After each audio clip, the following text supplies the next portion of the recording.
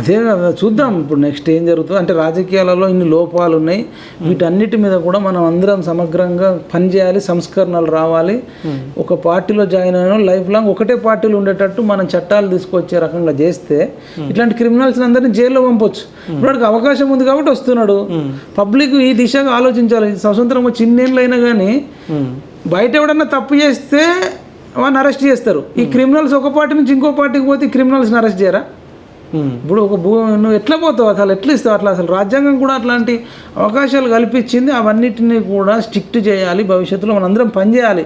లేకపోతే ఇవాళ ఎక్కడున్నాడు రేపు అక్కడ ఉంటున్నాడు, అక్కడ ఉన్నాడు ఇక్కడ ఉంటున్నాడు. రాజా ఏమన్నా బీఆర్ఎస్ టికెట్ ఇవ్వకపోతే కాంగ్రెస్కి వచ్చిండు, మళ్ళీ కాంగ్రెస్ నుంచి ఇప్పుడు బీఆర్ఎస్కి పోయిండు, మళ్ళీ రేపు ఇంకెట్టన పోవచ్చు. నేతగాని వెంకటేష్ కాంగ్రెస్ నుంచి ఎమ్మెల్యేగా పోయినసారి పోటీ చేసిండు, మళ్ళీ ఎంపీగా బీఆర్ఎస్ నుంచి చేసిండు, మళ్ళీ మొన్న కాంగ్రెస్ తరఫున ఉండే, మళ్ళీ కాంగ్రెస్ వాడు ఓడిపోగానే బీఆర్ఎస్